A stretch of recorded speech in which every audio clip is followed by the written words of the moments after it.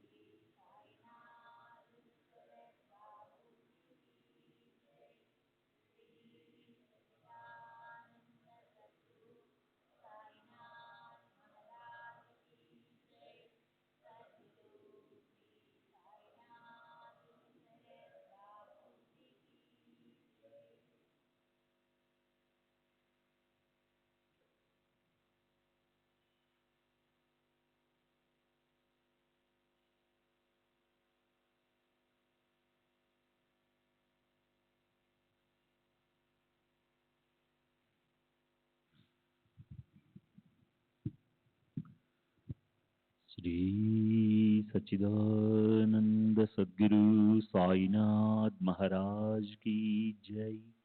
सद्गुरु श्री साईनाथ शरद बाबू जी की जय। శ్రీ సాయినాథాయ నమః. శ్రీ సాయిబాబా సత్య చరిత్ర 7వ అధ్యాయం నిన్నటి తర్వాయి. బాబా తమ వైద్యంతో ఎంతో ప్రఖ్యాతి చెందారు. దుర్బలులకు నిరుపేదలకు ఆయన ఆరోగ్యం ప్రసాదించారు. అయితే ఇతరుల నుంచి ఒక్క కాని కూడా ఆయన ముట్టుకునేవారు కాదు. ఆ ప్రాంతంలో ఆయన హకీంగా అంటే ముస్లిం వైద్యుడిగా పేరు పొందారు.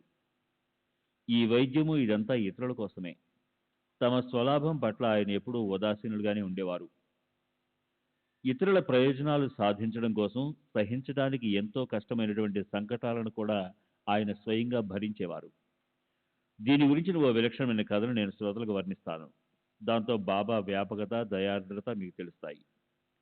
క్రీస్తు శకం 1910వ సంవత్సరం దీపావళి ధనత్రయోదశి రోజున బాబా దుని దగ్గర సహజంగానే కట్టెలను కాల్చుతూ కూర్చునున్నారు.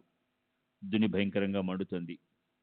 ఇంతలో నిశ్చలమైన మనస్సుతో కూర్చున్న బాబా ఆ దునిలో ఏకంగా తమ చేతిని చొప్పించి పెట్టేశారు. చెయ్యి కాలింది.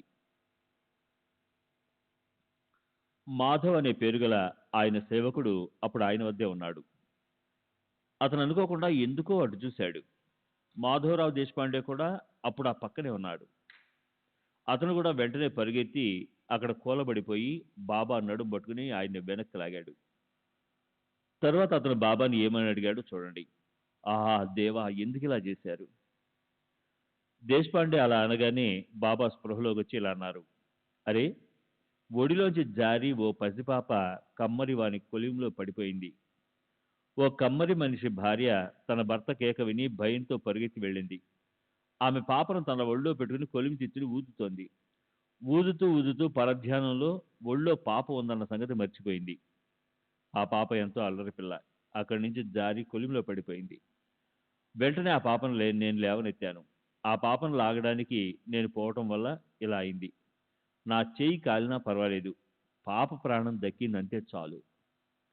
ఇప్పుడు ఈ చేతి బాధ తగ్గేందుకు ఎవరి నుంచి ఏ ఉపాయం చేయాలని మాధవరావు చాందోర్కర్కి వివరంగా ఓ ఉత్తరం రాశాడు. వెంటనే చాందోర్కర్ ముంబైలో ప్రసిద్ధి చెందిన పరమానంద అనే డాక్టర్ని తీసుకుని షిరిడి వచ్చాడు. కాలిన గాయాన్ని తగ్గించగల అనేక రకాల ఔషధాలను తీసుకుని డాక్టర్ పరమానందను నానాసాహెబ్ సాయిబాబా చరణాల వద్దకు తీసుకొచ్చాడు. బాబాకు నమస్కారం చేసి కుశల ప్రశ్నలు వేశాడు. తరువాత తన రాకకు కారణం చెప్పి చేయి చూపమని విన్నపం చేశాడు. చేయి కాలినప్పటి నుంచి ప్రతిరోజు బాగోజీ షిండే ఆ చేతికి నెయ్యి రాసి ఆకులు చుట్టి కట్టుకట్టేవాడు. బాబాకు నయమవ్వాలన్న సదుద్దేశాన్ని మనసులో పెట్టుకుని చేతి కట్టుని విప్పించాలని, పరమానందకి చూపించాలని, ఔషధోపచారాలు ప్రారంభించాలని నానాసాహెబ్ బాబాని ఎంతగానో ప్రాధేయపడ్డాడు. పరమానందుడు కూడా కట్టు విప్పి చూడాలని ఎంతో ప్రయత్నించాడు. అయితే బాబా ఇవాళ రేపు అంటూ నా వైద్యుడు అల్లా అని తమ చేతిని అసలు చూడనివ్వలేదు. ఆయన మనసులో అసలు ఖేదమనే మాటే లేదు. పరమానంద తెచ్చిన ఔషధాలకు షిరిడి గాలి కూడా సోకలేదు. అయితే దానివల్ల అతనికి సాయి దర్శనం అనే ఆనందదాయక యోగం పట్టింది. అయితే బాగోజీ మాత్రం ప్రతిరోజు చేతిని మర్దన చేసేవాడు. అలా అతను ఆయన సేవ చేసేవాడు. దానివల్ల కొన్ని రోజులకి చెయ్యి బాగైపోయి అందరికీ సంతోషం కలిగింది. చేయి బాగైనప్పటికీ బాబాకి ఏం అసంతృప్తి కలిగిందో ఎవరికి తెలుసు?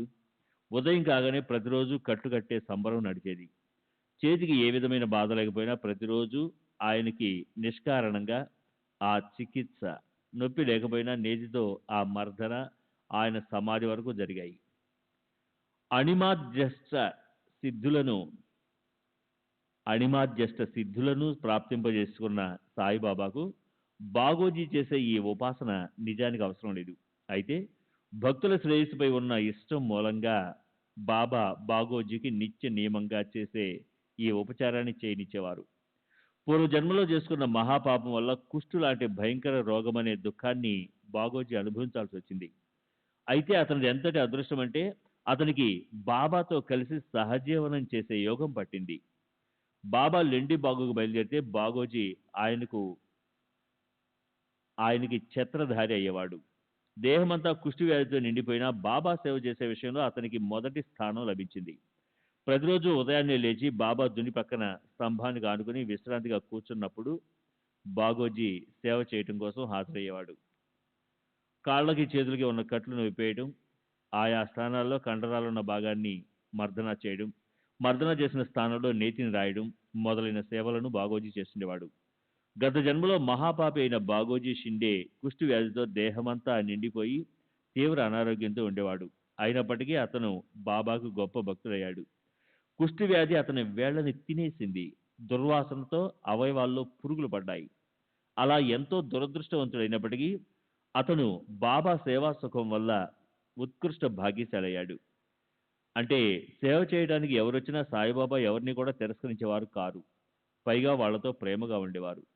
ఈ విషయానికి సంబంధించి భీమాబాయి, దగడు బావులకు చెందిన 2 ఉదాహరణలు బాబా బోధనా పద్ధతిలో రచయిత కాకాసాహెబ్ దీక్షిత్ సవిస్తరంగా చెప్పారు. సాయిబాబా అగాధ లీలను నేను ఎన్నని వర్ణించను. షిరిడి గ్రామంలో ఓసారి ప్లేగు వ్యాపించింది. అప్పుడు జరిగిన చమత్కారం వినండి. దాదాసాహెబ్ కాపర్డే గారి కొడుకు, చిన్న వయసులో ఉన్న కొడుకు తన తల్లితో పాటు సాయిబాబా సాన్నిధ్యంలో ఆనందంగా ఉన్నాడు. అసలే ఆ అబ్బాయి పసివాడు. అతనికి ఒళ్ళు పేలిపోయేలా జ్వరం వచ్చింది. తల్లి హృదయం తల్లడిల్లింది. ఆమె మనసు వికలమైపోయింది. వాళ్ళ ఊరు అమరావతి. అక్కడికి తిరిగి వెళ్ళిపోవాలనిపించింది ఆమె మనసుకి. ఆ రోజు సంధ్యా సమయంలో బాబా నుండి అనుమతి తీసుకోవాలని మసీదుకి వెళ్ళింది. సాయంకాలపు లెండి వ్యాహ్యాళిని ముగించి బాబా వాడా వద్దకు వచ్చినప్పుడు ఆమె బాబా దగ్గరికి వెళ్ళి ఆయన పాదాలు పట్టుకుంది. జరిగిన విషయమంతా నివేదించింది.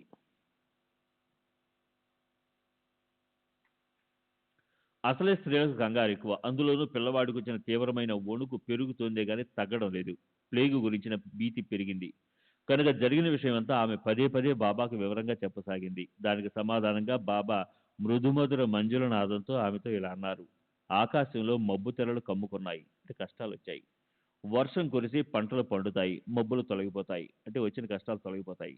భయం ఎందుకు అంటూ ఆయన తమ కఫ్నీని నడుం వరకు పైకెత్తి నిగనిగలాడుతూ లేచిన తాజా బొబ్బలను అందరికీ చూపించారు. కోడిగుడ్డు ప్రమాణంలో 4 పక్కలా లేచాయి అవి. బాబా అన్నారు, ఇలా చూడు, నీకోసం నేను ఈ కష్ట సంకటాన్ని అనుభవించవలసి వచ్చింది. బాబా చేసిన దివ్యము అలౌకికమైన ఆ కృత్యం చూసి జనులు ఆశ్చర్యచకితులైనారు. తమ భక్తుల కోసం మహాత్ములు భయంకర దుఃఖాన్ని ఎలా అనుభవిస్తారో చూడండి. వారి హృదయం మైనం కన్నా మృదువుగా ఉంటుంది. అంతెందుకు, లోపల బయట అది వెన్నే. భక్తుల మీద ఆయనకుండే ప్రేమ నిస్వార్థంగా ఉంటుంది. భక్తులే ఆయన బంధువులు. ఓసారి అలాగే జరిగింది. నానాసాహెబ్ చందోర్కర్ నందూర్ బార్ నుంచి పండర్పూర్ బయలుదేరాడు. నానాసాహెబ్ గొప్ప అదృష్టవంతుడు. అతను సాయికి చేసిన అనన్య సేవ ఫలించింది. అతనికి భూలోక వైకుంఠం అంటే శ్రీ విష్ణువు విఠోబా నివాస స్థానం ప్రార్థించింది. అక్కడ అతను రెవెన్యూ అధికారిగా నియమించబడ్డాడు. నందూర్ బార్ ఉత్తర్వు రాగానే వెంటనే ఉద్యోగంలో చేరాలని హడావిడిగా అక్కడికి వెళ్లిపోయేందుకు సిద్ధమైనాడు. మనసులో అతనికి విఠోబా దర్శనం చేసుకోవాలనుంది. సకుటుంబ సపరివారంగా షిరిడీకి పోవాలన్న ఆలోచన కలిగింది. షిరిడీయే మొదటి పండరీపురం. అక్కడికి వెళ్ళి బాబాకు నమస్కారం చేయాలి. అతను తన రాక గురించి ఎవరికీ ఉత్తరం రాయలేదు, కబురు కూడా చేయలేదు. సామానంతా సర్దుకుని హడావిడిగా అందరూ బండిలో కూర్చున్నారు. అలా నానాసాహెబ్ బయలుదేరిన సంగతి షిరిడీలో ఎవరికి తెలియదు. అయితే బాబాకి ఇదంతా తెలుసు.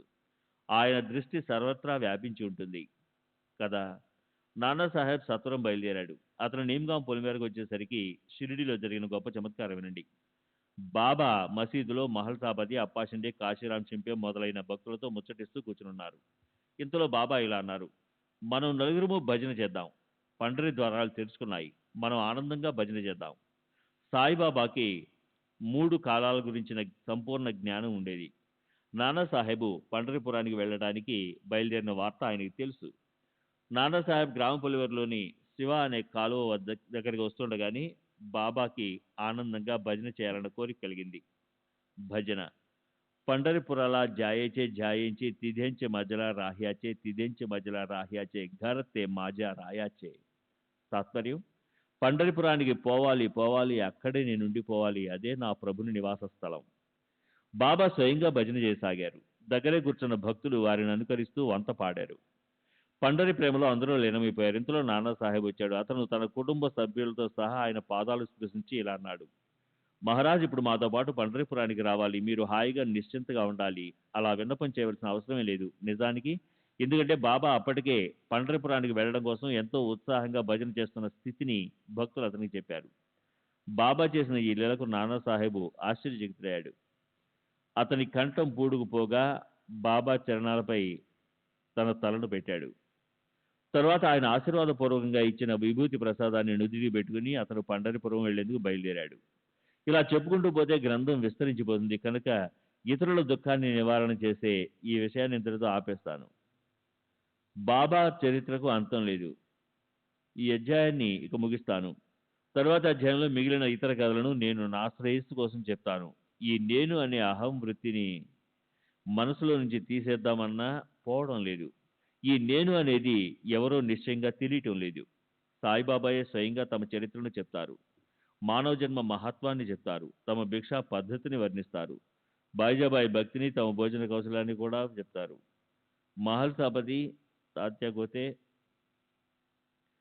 మహల్సాపతి తాత్యాగోతే పాటిల్తో కలిసి బాబా మసీదులో ఎలా పడుకునేవారో అది కూడా వినండి. హేమాడ్ బంధు సాయిబాబాకు శరణొచ్చాడు. నేను భక్తుల పాదరక్షణి అంటున్నాడు. అతనికి సాయిబాబా ఆజ్ఞే ఆధారం. ఈ కథ నిరూపణ అయింది. సర్వులకి శుభమస్తు. ఈ ప్రకారంగా మహాత్ములు, సజ్జనులు ప్రేరణ కలిగించిన భక్త హేమాడ్ పంత్ రచించిన శ్రీ సాయి సమర్థుల సత్య చరిత్రలోని వివిధ కథా నిరూపణం అనే పేరుగల 7వ అధ్యాయం ముగిసింది. శ్రీ సద్గురు సాయినాథార్పణమస్తు. శుభం భవతు. శ్రీ సచ్చిదానంద సద్గురు సాయినాథ్ మహారాజ్ కీ జై. సద్గురు శ్రీ సాయినాథుని శరద్ బాబూజీ కీ జై.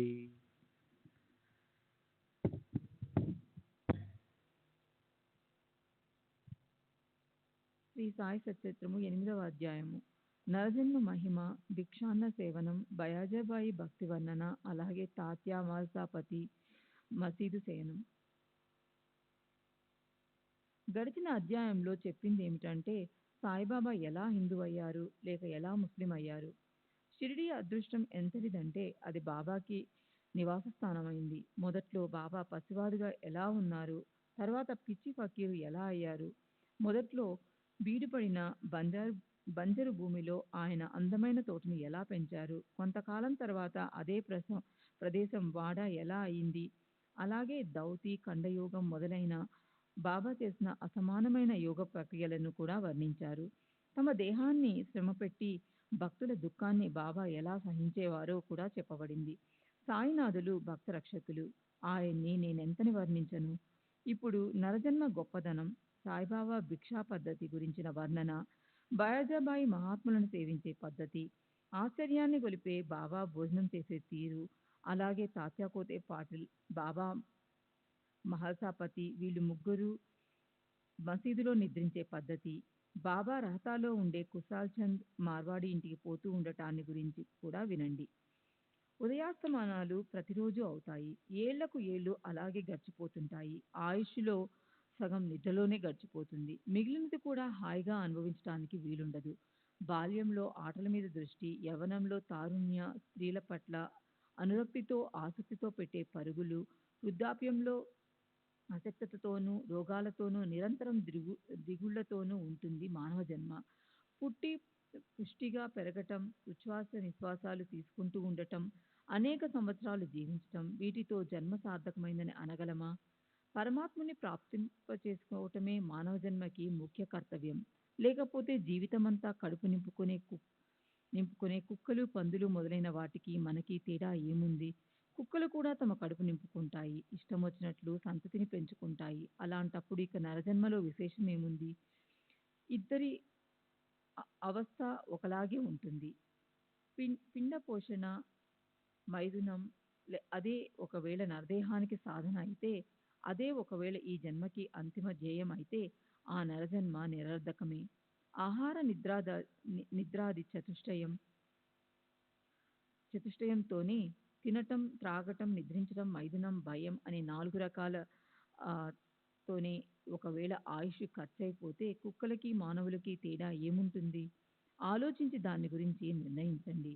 అదే ఒకవేళ నరదేహానికి సార్థకత అయితే తరుజన్మలో మాత్రం ఏం న్యూనత ఉంది? వృక్షాధిక జన్మలకు రావటంలో ఏం అల్పత్వం ఉంది? కొలిమితిత్తి ఉచ్ఛ్వాస నిశ్వాసాలు తీస్తుంది. కుక్కలు కూడా శరీరాన్ని పోషించుకుంటాయి. మానవ ప్రాణులు ముక్తులు, స్వతంత్రులు. వారికి ఎలాంటి భయమూ ఉండదు. వారికి తాము శాశ్వతులు అన్న జ్ఞానం ఉంటుంది. అలా ఉండటమే ఈ జన్మకు సాఫల్యం. నేనెక్కడి నుంచి వచ్చాను, నేనెవర్ని, మానవ జన్మకు కారణమేమిటి, వీటన్నింటి మర్మాన్ని తెలుసుకున్న వారే తెలివైన వారు. ఇది తప్ప మిగిలినదంతా వృధా శ్రమ. నందాదీపం జ్యోతిని వెలిగించినప్పటి నుంచి అది ఆరిపోయే వరకు ఒకేలా కనిపిస్తుంది. అయితే అది అనుక్షణము వేర్వేరుగా ఉంటుంది. అలాగే ఉంటుంది మన దేహస్థితి కూడా. బాల్య, యవ్వన, వృద్ధాప్యాలు లోకానికి చక్కగా కనిపిస్తాయి. అయితే అవి ఎవరికీ ఎప్పటికీ అవగాహనకు అందవు. అవి స్వాభావికంగా వస్తాయి, పోతాయి. జ్యోతి కనిపించిన క్షణంలోనే నశిస్తుంది. అలా దాని స్థితిలో నిరంతరం మార్పు జరుగుతుంటుంది. అయినా అది ఒకేలా కనిపిస్తుంది. అదే ప్రకారంగా దేహం ఓ క్షణం ఉండి మరో క్షణం ఉండకపోయినా అది ఒకేలా కనిపిస్తుంది. ఈ దేహం అంటే మలమూత్రాల తూము, శ్లేష్మం, చీము, చొంగలతో ఉన్న మురుక్కాలువ. దానికి మరణం అడుగడుగునా పెట్టబడి ఉంది. అలా ఈ మానవ దేహం గొప్ప దుర్లక్షణాల కాలవాలం. ఈ మానవ దేహం క్రిమికీటకాలకు నివాసం, రక్త స్నాయువుల వాహనం, అస్థి చర్మాల సంచి, మూత్రం, పురీషం అనే చెడు చెడు వస్తువుల గొయ్యి. నిజంగా అది జీవులకు ప్రత్యక్షంగా గుడిబండే. మానవులకు గొప్ప ప్రతిబంధకం. చర్మం, మాంసం, రుధిరం, స్నాయువు, మేధ, మజ్జ, అస్థి, వాయువు, ఉవస్థ, పాయి లాంటి అమంగళకరమైన అవయవాలన్నింటితో ఉన్న అల్పాయువు ఈ శరీరం. అలా ఈ మానవ దేహం ఒకవేళ అమంగళకరము, అనస్వరము, క్షణభంగరము అయినప్పటికీ సర్వమంగళకరుడైన పరమేశ్వరుడు ఈ దేహం మూలాన్ని మనకి ప్రాప్తిస్తాడు. కేవలం ఊహించటంతోనే భయంకర భీతిని కలగచేసే జనన మరణాలు సదా మనని వెన్నంటే ఉంటాయి. చెప్పా పెట్టకుండా ఒక్కసారి ఈ ప్రాణం అనంత వాయువులో లీనమైపోతుంది. రాత్రింబౌళ్ళు ఎన్నో జీవులు వస్తున్నాయి, పోతున్నాయి. ఎవరు లెక్క పెడుతున్నారు? మార్కండేయుడి మార్కండేయుడి అంటే అత్యంత దీర్ఘాయుస్సుతో జన్మించిన వాళ్ళు కూడా కాలగతిని తప్పించుకోలేరు. అలా క్షణభంగరమైన నరదేహంలో తమ నామస్మరణంతో పుణ్యాన్ని కలగచేసే మహనీయుల గురించిన కథలను, విశేషాలను వినటంలో సమయాన్ని గడిపితేనే అప్పుడే అది సార్థకమవుతుంది. అలా గడపని కాలం వ్యర్థంగా పోతుందన్న నిశ్చయ జ్ఞానం కలిగితే అప్పుడే జన్మకి సార్థకత కలుగుతుంది. అయితే అనుభవం రాకుండా అలాంటి విశ్వాసం ఎవరికీ కలగదు. ఆ అనుభవం రావాలంటే గొప్ప అభ్యాసం చేయవలసి ఉంటుంది. శాశ్వత సుఖాన్ని కోరుకునే జీవుడు ఈ వైభవాన్ని సాధించుకోవాలి. దార, పత్ని, పిల్లలు, వైభవం, ధనం అంతెందుకు ఈశ్వరుడి కృపతో సముద్రంతో నాలుగు వైపులా చుట్టబడ్డ అంటే అపరిమిత భూతల రాజ్యమే ప్రాప్తించినప్పటికీ మానవుడి మనసులో అసంతృప్తి ఉంటుంది. చిత్తంలో శాశ్వత సుఖశాంతులు ప్రాప్తింప చేసుకోవాలన్న ధ్యేయాన్ని పెట్టుకొని సమస్త ప్రాణుల్లోని పరమేశ్వరుని చూడటమనే ఒక ఉపాసనే పరమపద ప్రాప్తిని కలిగిస్తుంది. త్వచ, మాంసం, రుధిరం, ఎముకలు కలిసి ఈ మానవ దేహం అనే ఆకారం తయారు కాబడింది. అది పరమాప్త ప్రాప్తికి గొప్ప ప్రతిబంధకం. దానిపై మమకారాన్ని వదలాలి. దాన్ని కేవలం తన పనివాడులా చూడాలి. దాన్ని నెత్తిమీదికి ఎక్కించుకోకూడదు. నిరంతరం దాన్ని గారాబం చేయొద్దు. దాన్ని నరకద్వారం చేయవద్దు. అది జీవించి ఉండటానికి కావలసినంతగానే దానికి ఆహారము, వస్త్రాలు, ఆలనా పాలన చేసి జనన మరణాలు తప్పించుకోవటానికి ఆధ్యాత్మిక ఉన్నతికి తీసుకురావాలి. దీనిలో జనన మరణాలు లాంటి గొప్ప అరిష్టాలుంటాయి. ఇది ప్రతి క్షణము వినాశనం వైపు మొగ్గు చూపుతుంది. నిరంతరం దుఃఖాన్ని కలిగించే మానవ జన్మలోని క్షణిక సుఖాల పట్ల ప్రయోజనం ఏమిటి? మెరుపు చూడండి, ఇప్పుడుంటుంది, మరుక్షణం పోతుంది. సాగరం మీద అలలు క్షణం పాటు ఉంటాయి. అలాగే ఈ శారీరక సుఖం క్షణికం. కనుక మనం దాని గురించి వివేచన చేయాలి. దేహము, ఇల్లు, సంతతి, భార్య, జనులు అంతా నశించిపోయేవారేనని తెలుసుకోరు. తల్లిదండ్రులను భుజం మీద మోసి కూడా మానవులు స్వయంగా తాము అలా వెళ్ళవలసిన వారేనని తెలుసుకోరు. చనిపోయిన వారి వెనుక చక్కగా చనిపోతుంటారు. జనన మరణ చక్రంలో తిరుగుతూ ఉంటారు. అయినా దాన్ని ఏ మార్గంతో నిరోధించాలన్న దాని గురించి క్షణమాత్రమైనా ఆలోచించరు. నిత్యము కుటుంబాన్ని పెంచుకుంటూ ఆయుష్ తీరిపోతుంది. కాలం ఆయుష్ని గణించటంలో నిమగ్నమై ఉంటుంది. తమ కర్తవ్యాన్నది విస్మరించదు. ఆఖరి గడియ వచ్చిందంటే అది ఒక్క క్షణం కూడా ఆగదు. చేపలు పట్టే జాలరి తన వలను విసిరినట్టు అలా కాలం తమ వల విసురుతుంది. వల్లోని జీవులు గిలగిల్లాడుతూ తల్లడిల్లిపోతూ మృత్యుముఖంలో పడతారు. ఎంతో అదృష్టం వల్ల గత జన్మల్లో సంతరించుకున్న కోట్లాది పుణ్యం వల్ల ఈ మానవ జన్మ ప్రాప్తించింది. కనుక ఈ యోగ్యమైన అవకాశాన్ని ఉపయోగించుకొని మన ధ్యేయాన్ని సాధించుకోవాలి. భగీరథునిలా గొప్ప ప్రయత్నం చేసినా కూడా ఈ మానవ జన్మ ప్రాప్తించదు. కేవలం అదృష్టం వల్లే ఆయాచితంగా లభించింది. కనుక దాన్ని వ్యర్థంగా మట్టిలో కలపవద్దు. మరు జన్మలో చేద్దాంలే అంటే ఒకసారి ఇది చేజారిపోయాక మళ్ళీ ఖచ్చితంగా ఇలాంటి జన్మే లభిస్తుందని అనుకోవటం మూర్ఖత్వమే. తమ కర్మల మూలంగా శరీరధారణ చేయటం కోసం ఎందరో పాపాత్ములు పురుషుల రేతస్సులో లేదా వీర్యంలో కలిసి స్త్రీ జననేంద్రియంలో వచ్చి పడతారు. ఎందరో వారికన్నా అల్పమైన జంగ మార్గంలో జన్మించి తమ కర్మానుసారం స్థావర దశమ ప్రాప్తింప చేసుకుంటారు. వారికి ప్రాప్తించిన జ్ఞానం కొద్దీ వారి కర్మాచరణ బట్టి వాటిని అనుసరించి వారికి శరీరం ప్రాప్తించట అనే యోగం పడుతుందంటుంది. శృతి యథాప్రజ్ఞం హిం సంభవ అని వేదమాత ఎంతో కరుణలొలుకుతూ చెప్పింది. తమ తమ విజ్ఞానాన్ని బట్టి జీవులకు జన్మ ప్రాప్తిస్తుంది. ఈశ్వరలీల మన ఊహలకు అతీతంగా ఉంటుంది. దాని సంపూర్ణ జ్ఞానం ప్రాప్తింప చేసుకోవటం అసఖ్యం. అది లేసమాత్రం లభించిన ఆ మానవ దేహం ధన్యమవుతుంది. గొప్ప అదృష్టంతో ఈ మానవ దేహం, అపారమైన పుణ్యంతో ఈ బ్రహ్మణత్వం, ఈశ్వర కృపతో ఈ సాయి చరణాలు ప్రాప్తించాయి అంటే ఇది పూర్తిగా లభింప చేసుకోలేని లాభం. అనేక రకాల పుష్కల యోనులున్నా అన్నింటికన్నా మానవ యోని శ్రేష్టమైనది. మనం ఎక్కడి నుంచి వచ్చాము, మనల్ని ఎవరు ఉత్పన్నం చేశారు అన్న ఈ రకమైన విచారణ మానవ యోనితోనే సాధ్యమవుతుంది. ఇతర యోనులకి ఇది తెలియదు. అవి ఎలా ఉత్పన్నమవుతాయో అలాగే నశిస్తాయి. తమ మునుపటి అవస్థ, రాబోయే అవస్థ లేదా వర్తమాన అవస్థ, అలాగే ఈశ్వరుని అస్తిత్వం గురించి వాటికి తెలియదు. శ్రీ సచిదానంద సద్గురు సాయినాథ్ మహారాజ్ की जय. सद्गुरु श्री साईनाथ निसरद बाबूजी की जय.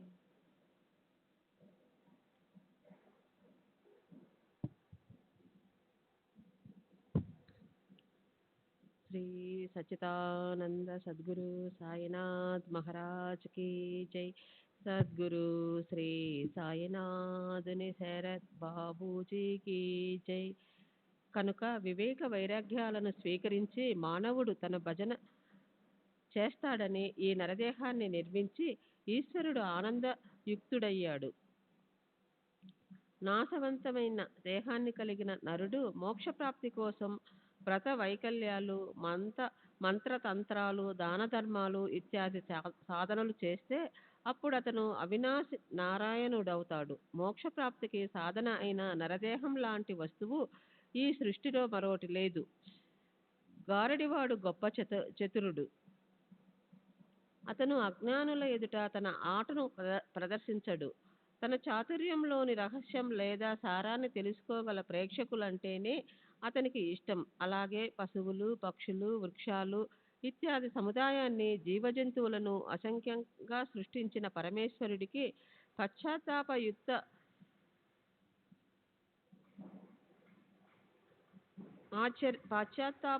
ఆశ్చర్యం కలిగింది. తన కర్తృత్వం అర్ధహీనం అనిపించింది. నేను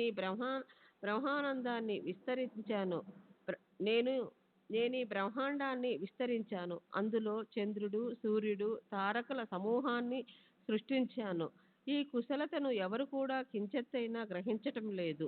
ఈ సమస్త జగత్తును జగదీశ్వరుడినైన నేను ఏ కారణంతో సృష్టించానో దాని గురించిన నిశ్చయపూర్వకమైన జ్ఞానం ఏ ప్రాణికి లేదు. అసమానమైన నా ఐశ్వర్య సంపన్నతను తెలుసుకోగల కుశాగ్ర బుద్ధి గల జీవులను సృష్టించినంత వరకు నా ఈ పని నిజంగా నిరర్థకమే అనుకుని జగదీశుడు మానవులను సృష్టించాడు.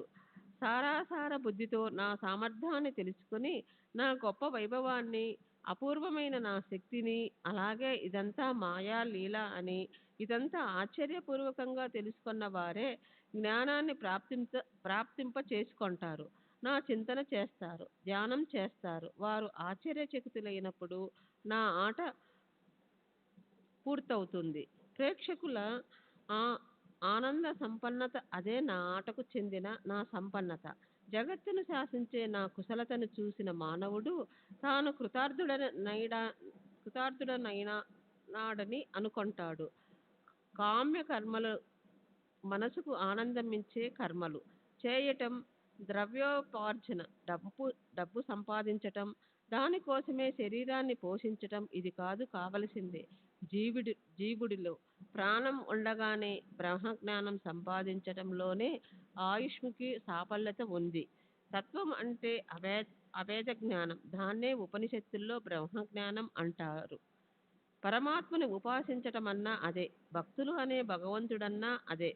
గురువు, బ్రహ్మ అని రెండు లేవు అన్న ఏకాత్మత జ్ఞానము అలాగే భక్తి కలిగాయంటే మాయను దాటటం ఎంతో సులభమవుతుంది.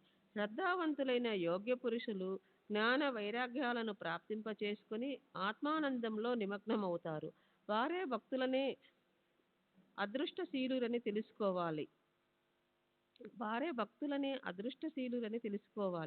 తమ నిజమైన ఆత్మస్వరూపం గురించిన స్పృహ లేకపోవడం, అజ్ఞానాన్ని నిరసించకుండానే తనని కృతార్థుడిగా భావించటము ఇదో విలక్షణమైన ప్రతిబంధకం. జ్ఞానం, అజ్ఞానం ఈ రెండు మనోవృత్తులు అవిజ్ఞాన్ని ఉత్పన్నం చేయటానికి కారణభూతులవుతాయి. ముళ్ళుని ముళ్ళుతో తీసినట్లు రెంటినీ తీసి విసిరి పారేయాలి. జ్ఞానంతో అజ్ఞానాన్ని దూరం చేయాలి. జ్ఞాన అజ్ఞానాలకు అతీతంగా పోయి స్వస్వరూపంలో లీనమవటమే మానవ జన్మకి అంతిమ ధ్యేయం. విషయ ప్రీతి అనే నూనెను ఇంకింపచేయనంత వరకు, అజ్ఞానమనే అంధకారాన్ని మసి చేయనంత వరకు, నేను నాది అనే ఒత్తుల్ని కాల్చేయనంత వరకు జ్ఞానం తన తేజస్సుని ప్రజ్వరిల్ల చెయ్యదు. మానవ దేహంలో ఏ ఏ పనులున్నాయో అవి ఆపగలిగినవి అయినా కాకపోయినా అవి బుద్ధిపూర్వకంగా చేసిన సంకల్పాలని లేదా నిశ్చయపూర్వకంగానే చేసినవని తెలుసుకోవాలి. మనకు వేరే ఏదో పని చేయవలసిన అవసరం లేదు. మనము హాయిగా ఐశ్వర్యాన్ని అనుభవించాలి, విశ్రాంతి తీసుకోవాలి, అథవా రామనామ చింతన చేయాలి, నిశ్చయంగా నిష్కామంగా ఉండాలి. శరీరంలోని ఇంద్రియాలు, మనసు, బుద్ధి ఇవన్నీ ఆత్మకి ఉపాధులు. ఒకానొక పదార్థాన్ని తన నిజస్వరూపం నుంచి వేరుగా చేసి చూపించే వస్తువు. దానివల్లే స్వయంగా అనాది అభోక్త అయి ఉన్న ఆత్మ కర్మ యొక్క భోక్తృత్వం అనే సంకటాన్ని దేహం మీదికి తీసుకుంటుంది. ఆత్మ యొక్క భోక్తృత్వం ఉపాధి మూలంగానే అవుతుంది. స్వాభావికంగా అది అభోక్త అయి ఉంటుంది. దానికోసం న్యాయశాస్త్రం అన్వయ వ్యతిరేకతలకు అస్తిత్వం చూపించి, అభావం చూపించి, ప్రతిపాదించి రుజువులను ఇచ్చింది. అది చూడండి. ఈ ఆత్మరహస్యాన్ని తెలుసుకొని తనకు ప్రాప్తించిన కర్మలను బుద్ధికి సమర్పించి, మనసు పనులను మనసు చేతికే ఇచ్చి, స్వయంగా తాను ఏ కర్మ చేయనట్లుండాలి. తన వర్ణాశ్రమ కర్తవ్యాన్ని అనుసరించి విధులన్నీ నిర్వర్తించాలి. నిరంతరం ఆత్మ అంటే ఏమిటో, అనాత్మ అంటే ఏమిటో విచారణ చేస్తూ ఉండాలి. అదే నరదేహానికి అంతిమ సాధన. ఆత్మస్వరూపంలో రమిస్తుంటేనే సుఖం లభిస్తుంది. 4 పురుషార్థాలు సాధించడానికి నరదేహం తప్ప మరో సాధన లేదు. అభ్యాసం చేయటంలో తత్పరుడై ఉంటే మానవుడికి శ్రీ విష్ణు పదవి ప్రాప్తిస్తుంది. కనుక దేహం పడిపోనంత వరకు ఆత్మజ్ఞాన ప్రాప్తికి ప్రయత్నం చేయాలి. మానవ జన్మలో ఒక క్షణాన్ని కూడా ఉపేక్షించి వ్యర్థం చేయకూడదు. సముద్రంలోని ఉప్పు నీరు మేఘాల్లోకి పోగానే అది తీయని నీరుగా మారినట్లు, అదేవిధంగా మనం గురుచరణాలు పట్టుకుంటే మన దుఃఖం సుఖమయమైపోతుంది. అలా నరదేహం యొక్క సద్గతి గురువు తప్ప ఎవరి వల్ల కూడా అవగతం కాదు. గురువు కరావలంబనం చేసినప్పుడు వెంటనే మందబుద్ధులు ఉద్ధరింపబడతారు. మంత్రం, తీర్థక్షేత్రాలు, దైవం, బ్రాహ్మణులు, జ్యోతిష్యులు, వైద్యులు, గురురాజు వీరందరి పట్ల శ్రద్ధ పెట్టడం ప్రయోజనకరం. వారి పట్ల ఎంత శ్రద్ధ కలిగి ఉంటామో ఆ ప్రయాణంలోనే యశస్సు ప్రాప్తిస్తుంది. శ్రద్ధ తీవ్రతలో ఎక్కువ తక్కువలను బట్టి ఫలితం కూడా అంత తీవ్రతతోనో లేదా అంత ఆలస్యంగానో లభిస్తుంది. మహాపురుషులు బద్ధులను సంసారంలోని మాయ యొక్క జనన మరణాల బంధనంలో చిక్కుకుపోయిన వారు. ముముక్షువులు సంసారంలోని జనన మరణాలనే బంధనాల నుంచి విడివడాలన్న దృఢబుద్ధి కల మోక్షాన్నాపేక్షించే వారుగా చేస్తారు. ముముక్షువులని ముక్తులుగా చేస్తారు. స్వతహాగా అవ్యక్తంగా ఉండే మహనీయులు వ్యక్తమవుతారు. పరోపకారం కోసమే వారి పని చేస్తారు. వ్యాఖ్యానాలు చేసినా లేదా పురాణాలు లిఖించినా కానీ పనిని సత్పురుషులు తమ కేవల ఆచరణతోనే సహజ సిద్ధం చేస్తారు. సత్పురుషులు ఆచరణ ప్రవర్తనలతోనే వారు మాట్లాడకుండానే మనకు బోధ కలుగుతుంది.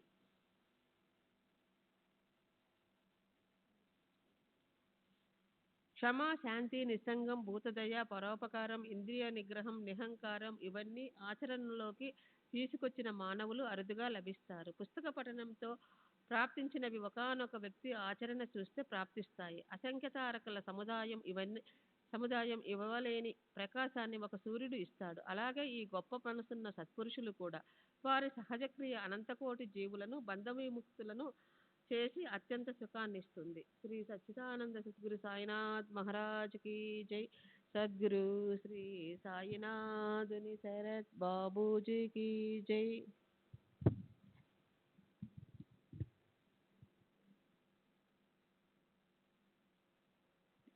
శ్రీ సచ్చిదానంద సద్గురు సాయినాథ్ మహారాజ్ की जय.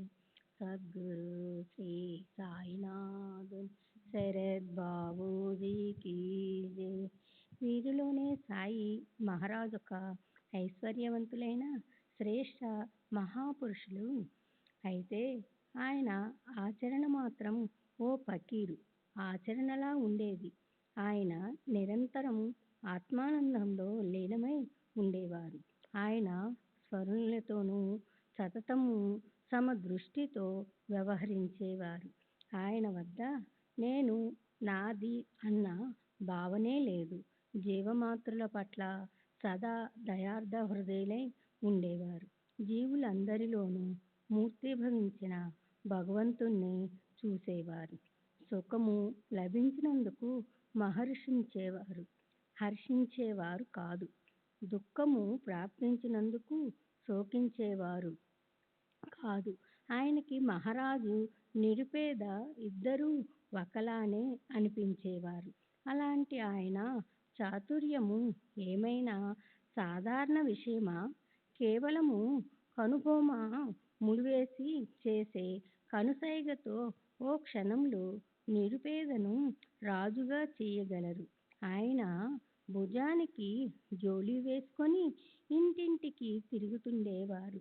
బాబా భిక్షగాడే, అమ్మాయి రొట్టె ముక్క తెచ్చిపెట్టు అంటూ ఎవరి గడపకి వచ్చి చెయ్యి చాపేవారో వారు ధన్యులు. ఒక చేతిలో రేకు డబ్బా తీసుకొని రెండో భుజానికి జోలి వేసుకొని ఆయన స్వయంగా ప్రతిరోజు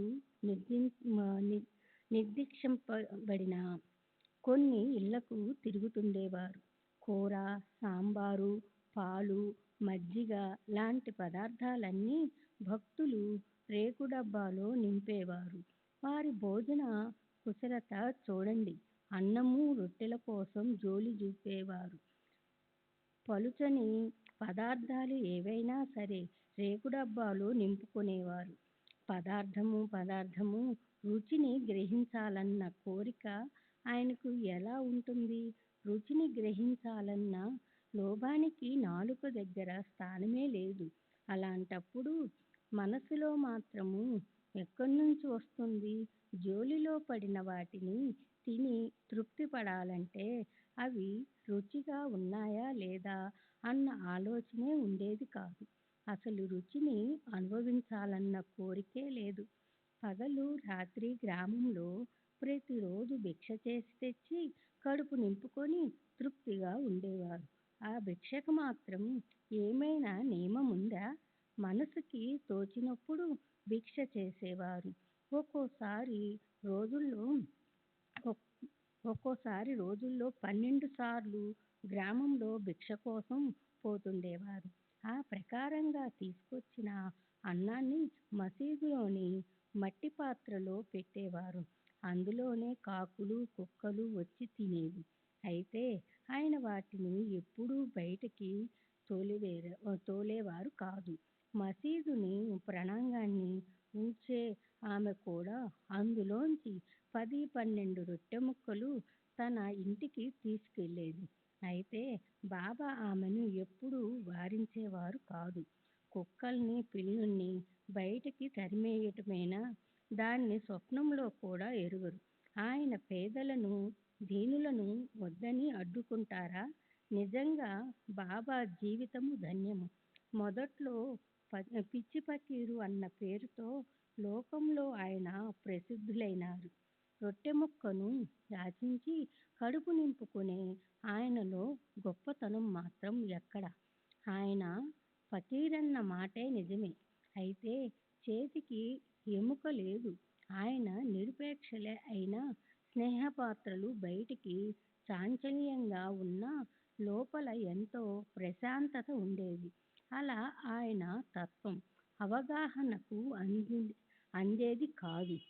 88,104. ఇలా ఈ మారుమూల గ్రామంలో కొందరు జనులు సత్యహాయిగా కరుణ పురుషే అంతఃకరణతో ఉండేవారు. అలాంటి వాళ్ళు ఈయన్ని గొప్పవారుగా భావించేవారు. తాత్యాకోతే పటేల్ తల్లి పేరు బైజాబాయి. ఆమె తలపై తట్టెలో రొట్టెలు పెట్టుకొని మధ్యాహ్నం పూట అడవికి కోసుల దూరం నడిచి వెళ్ళి ఆ అడవుల్లో ఆయన కోసం వెతుకుతుండేది. దట్టంగా ఉన్న చెట్ల తోపులను దాటి ఆ పిచ్చి ఫకీరుని వెతికి ఆయన పాదాలు పట్టుకునేది. ఆమె మంచితనము ఎంత గొప్పది! మిట్ట మధ్యాహ్నం పూట అడవికి వెళ్ళి ఆమె రొట్టెలు, కూర మొదలైన వంటకాలను బాబా చేత తినిపించేది. అలాంటి ఆమె తపశ్చర్యను బాబా కూడా చివరి వరకు మర్చిపోలేదు. దాన్ని పూర్తిగా తమ శృతి పదంలో పెట్టుకొని ఆయన ఆమె కొడుకు శ్రేయస్సును చూశారు. వారు భయములకి బైజాబాయి ఆమె భర్త ఫకీరు పట్ల నిజమైన దృఢభక్తి ఉండేది. ఫకీరే వారిద్దరికీ దైవం. దైవం భక్తి భావం ఉన్న నిజమైన భక్తులకి చెందినవాడు కదా. ఫకీరు ధ్యానస్థులై కూర్చుని ఉండేవారు. బైజాబాయి ఆయన ముందు ఆకు వేసి దానిలో తట్టలో ఉన్న అన్నము వడ్డించి అతి ప్రయాసతో ఆయనతో తినిపించేది. బాబా ఎప్పుడూ అట్టుండేవారు. ఫకీరే నిజమైన రాజు. పేదరికమై శాశ్వతమైనది ఐశ్వర్యము క్షణంలో నశిస్తుంది. తర్వాత బాబా అడవిని వదిలేసి గ్రామంలోకి వచ్చి ఉండటము మొదలెట్టారు. మసీదులో అన్నము తినటము ప్రారంభించారు. ఆ తల్లి బైజాబాయి కష్టము తప్పిపోయింది. అలా వాళ్ళిద్దరూ అప్పటి నుంచి ఆ నియమాన్ని పాటించారు. వాళ్ళ తర్వాత ఆ నియమాన్ని తాత్యా కూడా అదే విధంగా పాటించారు. 105, 114.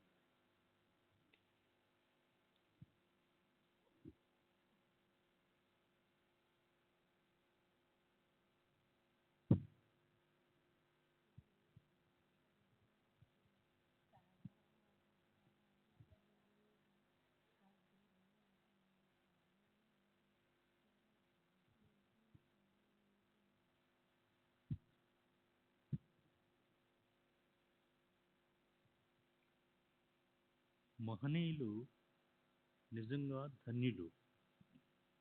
వారి హృదయంలో నిరంతరం వాసుదేవుడు వసిస్తాడు. అలాగే మహనీయుల సమాగమ ఐశ్వర్యం ప్రాప్తించింది కనుక ఆ భక్తుల అదృష్టం ధన్యం. తాత్యా కోటే పాటిల్ గొప్ప అదృష్టవంతుడు. మహల్సాపతి పుణ్యం కూడా చాలా గొప్పది. బాబాతో సహజీవన సౌభాగ్యాన్ని ఇద్దరూ కూడా సమానంగా అనుభవించారు. తాత్యా మహల్సాపతి మసీదులో నిద్రించేవారు. వారిద్దరి మధ్య బాబాకి ఒకేలాంటి అనుపమాన ప్రేమ ఉండేది. తూర్పు, పడమర, ఉత్తర దిశల్లో ముగ్గురు తమ తలలను పెట్టేవారు. ఒకరి పాదాలు మరొకరికి తగిలేలా మధ్య కేంద్ర బిందువు వద్ద ఉండేవి వాళ్ళ పాదాలు. అలా పక్కలు పరుచుకొని వాళ్ళు సరదాగా పిచ్చాపాటి మాట్లాడుతూ కబుర్లు చెప్పుకుంటూ ఉండేవారు. ఒకరికి నిద్రతో కునుకు వచ్చి తూలితే మరొకరు వారిని లేపేవారు. తాత్యా గుర్రు పెడితే అతన్ని బాబా చటుక్కున లేపేవారు. అతన్నటు ఇటు పొర్లించి అతని తలను గట్టిగా నొక్కుతూ పట్టుకునేవారు. మహల్సాపతితో కలిసి బాబా తాత్యాని గట్టిగా పట్టుకొని అతని పాదాలు, వీపు నొక్కేవారు. అలా పూర్తిగా 14 సంవత్సరాలు తాత్యా మసీదులో బాబాతో కలిసి నిద్రించాడు. ఆ రోజులు ఎంత గొప్పవి! ఆ మధుర స్మృతులు నిరంతరం అలా ఉండిపోతాయి. బాబా మీదున్న ప్రేమ వల్ల అమ్మా నాన్నలని ఇంట్లో వదిలి అతను మసీదులో నిద్రించేవాడు. ఆ ప్రేమకు కొలమానం ఉందా? ఆ ప్రేమకి విలువను ఎవరు చెప్పగలరు? తరువాత తండ్రి మరణించాడు. తాత్య సంసారంలో పడిపోయాడు. తాను స్వయంగా ఇంటికి యజమానిగా, భార్యకి భర్తగా అయి అతను తన ఇంట్లోనే పడుకోసాగాడు. సరే, అలాంటి నిశ్చయపూర్వకమైన భావన ఉన్నవారికి సాయిబాబా అనుభవం అడగకుండానే వచ్చి నిలబడుతుంది. భక్తులకి చమత్కారం కనిపిస్తుంది. అలాగే రహతా గ్రామంలో కుశాల్ చంద్ అనే పేరుగల ఒక శ్రీమంతుడు ఉండేవాడు. అతను బాబాకి భక్తుడు. ప్రఖ్యాతి చెందిన గణపతి కోతే పాటిల్ అంటే బాబాకి గొప్ప ప్రేమ ఉన్నట్లే కుశాల్ చంద్ పినతండ్రి అంటే బాబాకి చాలా ఇష్టం ఉండేది. జాతికి అతను మార్వాడి అయినప్పటికీ బాబా అంటే అతనికి చాలా ఇష్టం. వాళ్ళు పరస్పరం తరచూ ఎంతో హాయిగా కలుస్తూ ఉండేవారు. కొంతకాలం తర్వాత ఈశ్వరేచ్ఛతో ఆ షావుకారు మరణించాడు. అయినప్పటికీ బాబా ఆ ఇంటి వారిని విస్మరించలేదు. పైగా ఆయన ప్రేమ ద్విగుణీకృతమైంది. తరువాత కూడా కుశాల్ చంద్ మీద బాబాకి ఉన్న ప్రేమ మూలంగా తమ దేహం ఉన్నంత వరకు ఆయన రాత్రింబవళ్ళు అతని శ్రేయస్సును కనిపెట్టుకొని ఉండేవారు. ఒక్కోసారి ఎడ్లబండిలో, మరొకసారి గుర్రబండిలో ప్రేమికులైన భక్తులను తమ వెంట తీసుకొని షిరిడీ నుంచి మైలున్నర దూరంలో ఉన్న రహతా గ్రామానికి బాబా వెళ్ళొస్తూ ఉండేవారు. ఆ గ్రామస్తులు మేళతాళాలతో ఎదురొచ్చి బాబాని గ్రామ పొలిమేరలలో కలిసి ప్రేమతో ఆయనకి సాష్టాంగ పడేవారు. అప్పుడు అక్కడి నుంచి ఉత్సవ సంబరంతో వాద్యాల మ్రోతలతో అంచులు దాటిన ఆనందం మనసులను పెనవేసుకోగా ప్రేమిక భక్తులతో సహా ఆయన్ని వాళ్ళు గ్రామంలోకి తీసుకొని వెళ్ళేవారు. తరువాత కుశాల్ చంద్ బాబాని తన ఇంటికి తీసుకెళ్ళి కొంచెం పలహారాలను సమర్పించి ఆయన్ని ఆసనం మీద విశ్రాంతిగా ఆసీనులను చేసేవాడు. అప్పుడు వారిద్దరూ గత స్మృతులను, పాత కథలను, కబుర్లను గుర్తుకు తెచ్చుకొని ఒకరికొకరు చెప్పుకుంటుంటే దానివల్ల వారికి కలిగే ఆనందాన్ని ఎలా వర్ణించాలి? ఆ ప్రకారంగా ఆనందంగా అక్కడికి వెళ్ళి కబుర్లు, పలహారము పూర్తయిన తరువాత బాబా ఆత్మానందంతో పరిపూర్ణులై సహచరులతో కలిసి షిరిడీ తిరిగి వెళ్ళిపోయేవారు. ఒకవైపు రహతా గ్రామం ఉండేది, మరోవైపు నీమ్గామ్ ఉండేది. ఈ రెంటి మధ్య బాబా ఉండే షిరిడీ గ్రామం ఉండేది. ఆ మధ్య కేంద్ర బిందువు నుండి ఆ రెండు గ్రామాలని దాటి అవతలికి ఆయన తమ దేహత్యాగం చేసే వరకు స్థూలదేహంతో ఎప్పుడూ వెళ్ళలేదు. అయితే ఆయనకి అన్ని ప్రదేశాల గురించి సమాచారం తెలిసి ఉండేది. వేరే ఎక్కడికి ఆయన పోనూ లేదు. రైలు బండిని అసలు చూడను కూడా లేదు. అయినా ఆ బళ్ళ రాకపోకలు, వేళలు ఆయనకు తెలిసుండేవి. ఆ బళ్ళు కదిలే సమయానికి భక్తులు తయారై బాబా అనుమతి కోసం ఆయన దగ్గరకు వెళితే ఆయన ఇప్పుడు ఎందుకింత తొందరపడుతున్నారు అనేవారు. బాబా, ఇప్పుడు త్వరపడకపోతే నా బొంబాయి వెళ్ళే రైలు తప్పిపోతుంది, ఉద్యోగానికి ముప్పొస్తుంది, మా యజమాని నన్ను ఉద్యోగంలోంచి పీకేస్తాడు అంటే, బాబా, ఇక్కడ వేరే మరో యజమాని అంటూ ఎవరూ లేరే, ఎందుకింత హడావుడి, పద కొంచెం రొట్టె ముక్క తిను, మధ్యాహ్నం అన్నం తిని బయలుదేరు. ఆ మాటలు ఆ మాటలను ధిక్కరించే ధైర్యం ఎవరికి ఉంటుంది? చిన్నా పెద్ద తెలివిగలవారు, తెలిసినవారు అందరికీ అది అనుభవమే. ఆయన ఆజ్ఞను పాటించిన వారికి బండి ఎప్పుడూ తప్పిపోలేదు. అయితే ఆయన ఆజ్ఞను లక్ష్య పెట్టని వారు ఇబ్బందులు పడేవారు. ఒకటి తర్వాత మరోటి అలా అనేకులు పొందిన వినూత్నమైన అద్భుతమైన లెక్కలేనన్ని అనుభవాలను నేను క్లుప్తంగా చెప్తాను. హేమత్ సాయి చరణాలకు శరణు వచ్చాడు. తరువాతి అధ్యాయంలో ఈ విషయం గురించిన వర్ణనే ఉంటుంది. భక్తులు తమ ఊళ్లకు తిరిగి వెళ్ళటానికి బాబా అనుమతి తీసుకునేవారు. అనుమతింపబడిన వారే వెళ్ళేవారు. అనుమతి లభించని వారు ఆగిపోయేవారు. దీన్ని లెక్క పెట్టని వారు కష్టాలలో పడిపోయేవారు. రాబోయే అధ్యాయంలో దీని గురించి కొద్దిగా చెప్పటం జరుగుతుంది.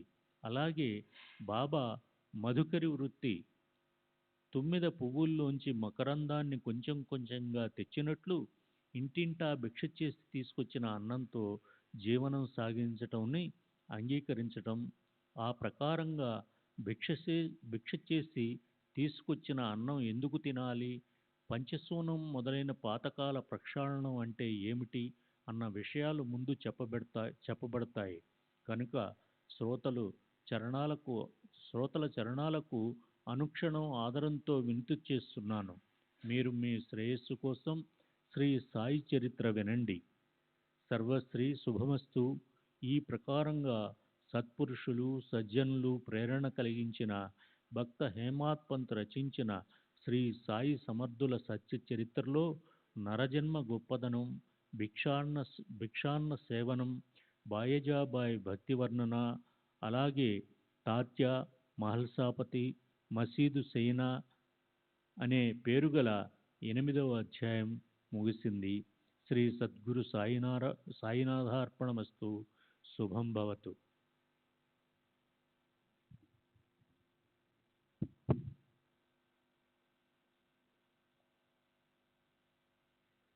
ఇప్పుడు 9వ అధ్యాయం. ఇప్పుడు గతంలో చెప్పిన కథానుసంధానం. బాబా అనుమతి లభించని భక్తులు తమ ఊళ్ళకి తిరిగి వెళ్తే దారిలో ఎలా బాధలు పడేవారో, అలాగే భక్తుల శ్రేయస్సు కోసం పంచశూనం వగైరా పాతకాలను నివృత్తి చేయటం కోసం బాబా భిక్ష చేసే వ్రతాన్ని దేహత్యాగం వరకు పాటించటం, అలాగే బ్రహ్మదేవుడి నుంచి స్థావర వస్తువుల వరకు వ్యాపించి ఉండే శ్రీ సాయియే కృపావంతులై సమస్త ప్రాణుల్లోనూ ఈశ్వరుడున్నాడని మనసులో ప్రతిబింబం చేయటం, అదంతా నేను వర్ణిస్తాను. నా నిరూపణ వైపు లక్ష్యం పెట్టమని నేను శ్రోతలకు విన్నపం చేస్తున్నాను. ఈ కథను ఆదరపూర్వకంగా వింటే శ్రేయస్సు కలుగుతుంది. షిరిడీ యాత్రలో విశిష్టత ఏమిటంటే, యాత్ర చేసి బాబా అనుమతి తీసుకోకుండా ఒకవేళ తిరిగి వెళ్తే భక్తులు అవాంతరాలను ఆహ్వానించినట్లే అయ్యేది. అలాగే తిరిగి వెళ్ళిపోయేందుకు ఒకసారి బాబా అనుమతించిన తర్వాత ఒకవేళ షిరిడీలో వారు ఒక్క క్షణం పాటు ఉన్నా కూడా వెంటనే అవాంతరాలు వచ్చి తల మీద కూర్చునేవి. ఇది అందరి అనుభవం. ఆజ్ఞను అతిక్రమించి వెళ్ళిన వారికి దారిలో అనుకోని కష్టాలు వచ్చేవి. కొందరినైతే జన్మంతా గుర్తు పెట్టుకునేలా దొంగలు దోచుకునేవారు. రొట్టె ముక్క తిని వెళ్ళు అని చెప్పినా కూడా ఎవరైనా తినకుండా హడావుడిగా బయలుదేరితే వారికి బండి దొరికేది కాదు. పైగా వారు ఉపవాసంతో మలమలా మాడిపోవటం అనేక మంది భక్తులు చూశారు. ఒకసారి తాత్యాకోతే పాటిల్ కోపర్గాంకి వెళ్ళవలసి వచ్చింది. అక్కడ వారం వారం సంత జరిగేది. అతను గుర్రబండిని ఆపి మసీదుకొచ్చాడు. బాబా దర్శనం చేసుకొద్దామని వెళ్ళి ఆయనకి పాదనమస్కారం చేశాడు. ఆ ప్రకారంగా అనుమతి తీసుకోవాలని పైకి ఊరికే నటించాడు. భక్తులు అనుమతి తీసుకోవటం కోసం తటపటాయిస్తారు. కానీ బాబాకి సమయాలు తెలుసు. తాత్య అలా తొందరపడటం చూసి బాబా, కొంచెం ఆగు, సంత సంగతి అలా ఉంచు, సంతకి మరోసారి వెళ్ళొచ్చు, గ్రామం బయటికి వెళ్ళకు అన్నారు. తర్వాత తాత్య మొండి పట్టుదల చూసి శ్యామను వెంట తీసుకుని వెళ్ళమని అన్నారు. అయితే శ్యామతో పనేముంది అంటూ తాత్య బాబా ఆజ్ఞను పట్టించుకోకుండా వెళ్ళి గుర్రబండిలో కూర్చొని సంతకు బయలుదేరాడు. ఆ 2 గుర్రాల్లో ఒకటి పొగరుబోతుది. 300 రూపాయలు పెట్టి కొన్న గుర్రం అది.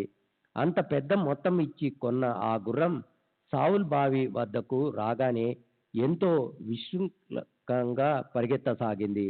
ఎప్పుడూ కొరడా దెబ్బ తిని ఎరుగనిది, సంతకు అతి కొద్ది సమయంలో చేర్చగలది అయిన ఆ గుర్రం పడిపోయింది. బండికి ఒక్కసారిగా కుదుపు వచ్చి బోల్తా పడింది. తాత్య నడుం పట్టింది. ఇక సంత ఎక్కడా? తాత్యాకు సాయిమాత గుర్తు వచ్చింది. మనసులోను సమయానికి బాబా మాట విని ఉంటే ఈ కష్టం కలిగేది కాదు. సరే, జరిగిపోయిన దాన్ని గురించి ఇప్పుడు ఏం చేయగలం అనుకున్నాడు. మరోసారి కూడా అలాగే జరిగింది. తాత్య కోల్హార్ గ్రామానికి బయలుదేరాడు. గుర్రబండిని కుదుర్చుకొని బాబాను అనుమతి అడగటానికి వెళ్ళాడు. బాబా చరణాలకు వందనం చేసి ఇక వెళ్తానన్నాడు. బాబా సమ్మతి పూర్తిగా లభించలేదు. అయినా తాత్య అలాగే బయలుదేరాడు. ఆ తర్వాత ఏమైందో వినండి. అసలే చాలా వేగంగా వెళ్ళగల బండి. అది పట్టు తప్పి ఇష్టమొచ్చినట్లుగా వేగంగా పెరిగెత్తింది. దారిలో ఉన్న మిట్ట పల్లాలను అసలు గమనించలేదు. తాత్యాకు ప్రాణం మీదికొచ్చినంత పనైంది. అయితే సాయి కృపతో ఆ గుర్రబండి తుమ్మ చెట్టుని ఢీకుని ఆగిపోయింది. అది నయమే, మంచే జరిగింది. అది అక్కడే విరిగిపోయి తరువాత ప్రయాణం ఆగిపోయింది. అలాగే ముంబాయికి చెందిన ఒక గొప్ప ఆంగ్లేయుడు మనసులో ఏదో కోరిక పెట్టుకొని సాయిబాబా దర్శనానికి వచ్చాడు. చాందోర్కర్ సిఫారసుతో మాధవరావుకి అతను ఓ ఉత్తరం వ్రాయించుకున్నాడు. షిరిడీకి వచ్చాక అతను ఒక గుడారాన్ని అడిగి తీసుకున్నాడు. అతని నివాసం సుఖప్రదంగా ఉంది. బాబా ఇచ్చకు విరుద్ధంగా ఎవరైనా సరే నేను మసీదుకి వెళ్ళి మెట్లపైకి వెళ్తాను లేదా ఆయన దర్శనం చేసుకుని ఇష్టమొచ్చినప్పుడు తిరిగి వస్తాను అని అనుకుంటే అది జరిగే పని కాదని అందరికీ తెలుసు. ఆ వ్యక్తి మసీదులో పైకెక్కడానికి 3 సార్లు ప్రయత్నించాడు. కానీ అది వ్యర్థమైంది. దాంతో అతను పాపం చాలా నిరాశపడ్డాడు. తాను మసీదులో పైకెళ్ళి మోకాళ్లపై కూర్చొని బాబాకు వందనం చెయ్యాలని, ఆయన చేతిని ముద్దు పెట్టుకుని ఆయన దగ్గర కూర్చోవాలని అతని మనసులో ఎంతో కోరిక. అయితే బాబా అతన్ని మసీదులో తన వద్ద కూర్చోనివ్వలేదు. అతను కింద మండపంలోనే ఉండాలి, అక్కడే కూర్చోవాలి, అక్కడి నుంచే దర్శనం చేసుకోవాలి, పైకి మాత్రం రాకూడదు. సరే, తర్వాత అతను తిరిగి వెళ్ళిపోయేందుకు బయలుదేరి బాబా దగ్గర సెలవు తీసుకోవాలని ప్రాంగణంలోకి వచ్చాడు. అప్పుడు బాబా అతనితో, రేపు వెళ్దుగానిలే, అంత తొందరెందుకు అన్నారు. అక్కడున్నవారు అతనికి ఎంతగానో చెప్పారు. అనేక రకాలుగా అతనికి నచ్చ చెప్పడానికి ప్రయత్నించారు. బాబా మాటలు లెక్క పెట్టకుండా పోయిన వాళ్ళు ఎంతో పశ్చాత్తాపపడారు అని కూడా చెప్పారు. జరగవలసింది జరిగే తీరుతుంది, ఆగదు. వారి మాటలు అతనికి మనసుకు ఎక్కలేదు. అతను బాబా మాటల్ని లక్ష్య పెట్టకుండా బయలుదేరాడు. దారిలో అతనికి ఎన్నో ఇబ్బందులు కలిగాయి. గుర్రబండి మొదట్లో సరిగానే వెళ్ళింది, కానీ తర్వాత గుర్రాలు దారి తప్పాయి. సావుల్ బావిని మాత్రం దాటాయి. అప్పుడు దానికి ఎదురుగా ఓ సైకిల్ రావటంతో గుర్రం ఒక్కసారిగా బెదిరింది. ఆ వ్యక్తి బండిలో వెనక వైపు కూర్చొని ఉన్నాడు. అతను తూలి ఓ పక్కకు ఒరిగిపోయి నడి రోడ్డు మీద బొక్కబోర్లా పడిపోయాడు. అతను దేకుతూ పోయాడు. జనులు గొప్ప ప్రయాసతో బండిని ఆపి అతన్ని బండిలో ఎత్తి కూర్చోబెట్టారు. బండి ముందుకు కదిలింది. షిరిడీ ఓవైపు, ముంబాయి ఓవైపు ఉండిపోయాయి. ఇక్కడ కోపర్గావ్ హాస్పిటల్లో బండి మళ్లించబడింది. సరే, అక్కడ ఆ వ్యక్తి పశ్చాత్తాపంతో దుఃఖితుడై ఆజ్ఞను అతిక్రమించినందుకు ప్రాయశ్చిత్తంగా వచ్చిన ప్రాయబ్ధాన్ని అనుభవిస్తూ కొన్ని రోజులు అక్కడే పడి ఉన్నాడు. సరే, జనులకిలా అసంఖ్యాకంగా అనుభవాలు కలగటంతో వాళ్ళు మనసులో సహజంగానే శంకించసాగారు. బాబా ఆజ్ఞను పాటించి హాయిగా ఉండటం మొదలుపెట్టారు. ఆ ఆజ్ఞను అతిక్రమించే ధైర్యం ఎవరికీ ఉండేది కాదు. కొందరికి బండి చక్రం ఊడిపోయేది, కొందరి గుర్రాలు అలసిపోయేవి, కొందరు రైలు బండి తప్పిపోయి ఉపవాసంతో పడి ఉండేవారు. అయితే కొందరు మరమరాలు నమ్ముతూ కూర్చునేవారు. కానీ ఆదరపూర్వకంగా వారి ఆజ్ఞను పాటించే వారికి వేల కాని వేలలో కూడా బండి దొరికేది. ప్రయాణం కూడా సుఖంగా సాగేది. దాన్ని వాళ్ళు తమ జన్మంతా స్మృతిపథంలో పెట్టుకునేవారు. సంవత్సరాల తరబడి భిక్ష యాచించటానికి బాబా ఎందుకు ఇష్టపడ్డారు అని ఎవరి మనసులోనైనా శంక కలిగితే ఆ సందేహాన్ని పటాపంచలు చేస్తాను, వినండి. శ్రీ సచిదానంద సద్గురు సాయినాథ్ మహారాజ్ की जय. सद्गुरु श्री साईनाथ शरद बाबूजी की जय.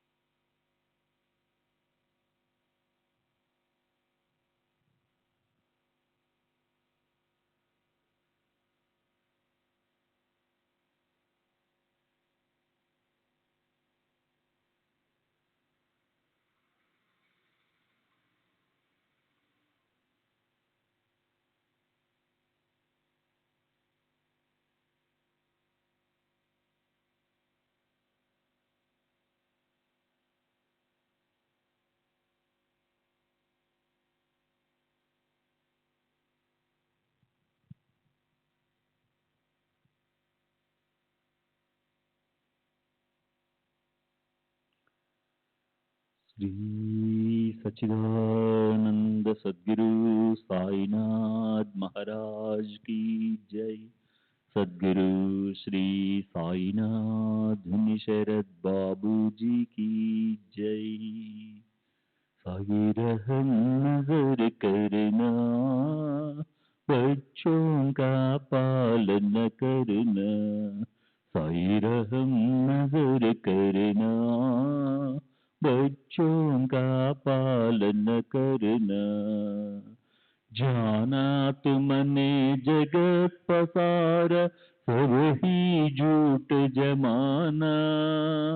जाना तुमने जगत पसारा, सब ही झूठ जमाना।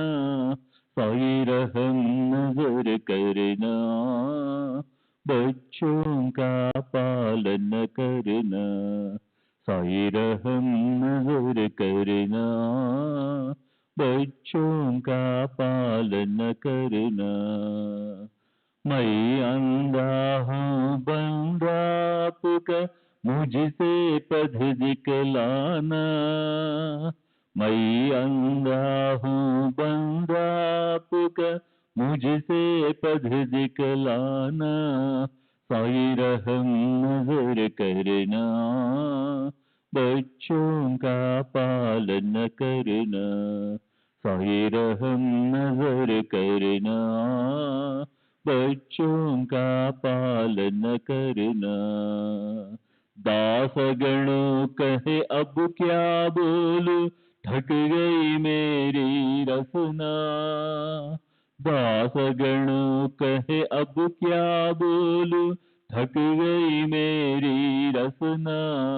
साई रहम नजर करना, बच्चों का पालन करना।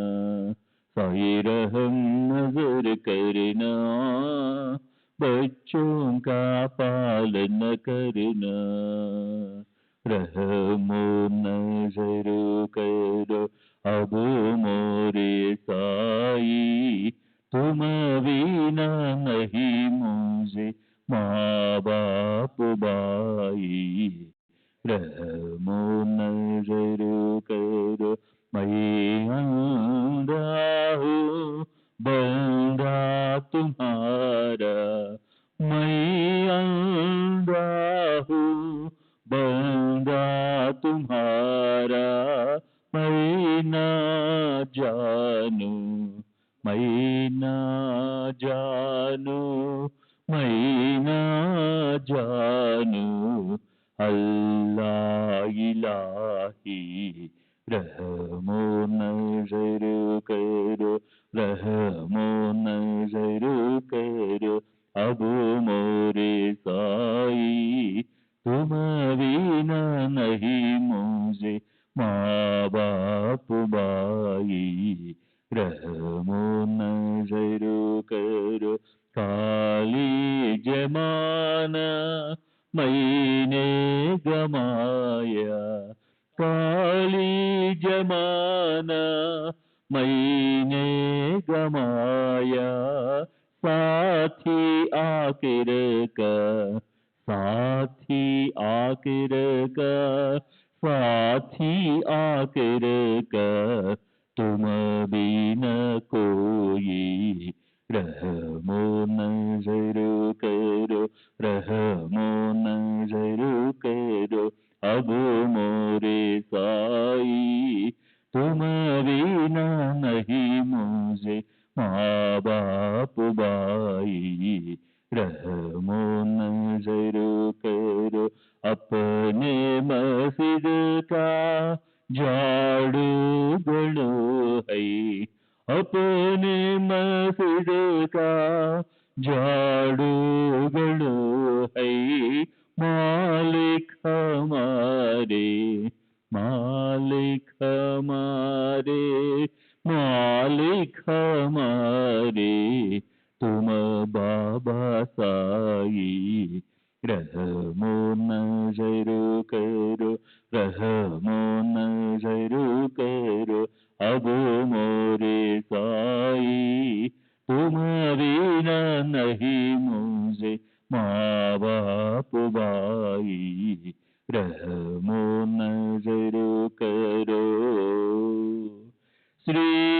सच्चिदानंद सद्गुरु साईनाथ महाराज की जय। सद्गुरु श्री साईनाथ शरद बाबू जी की जय।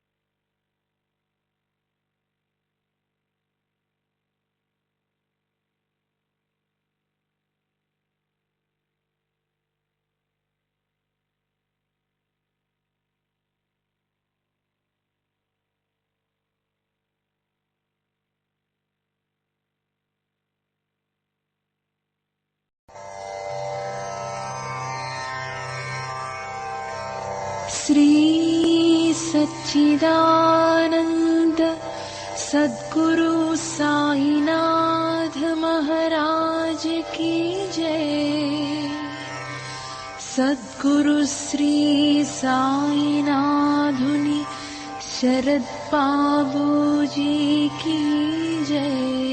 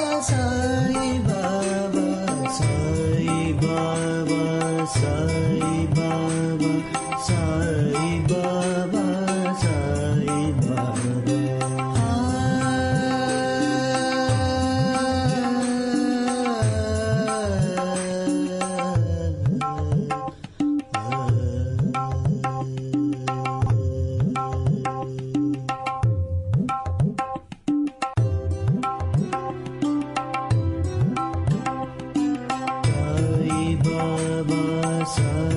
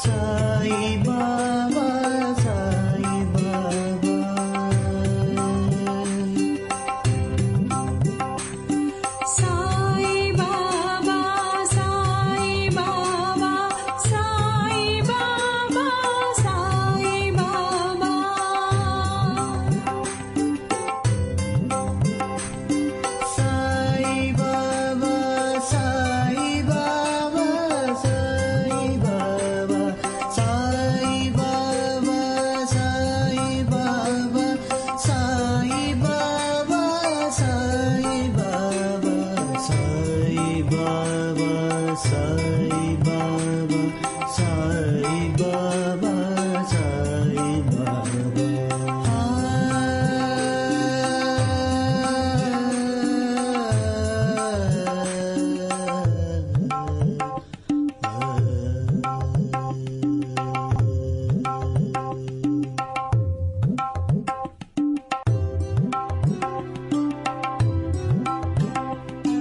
సాయి బాబా సాయి బాబా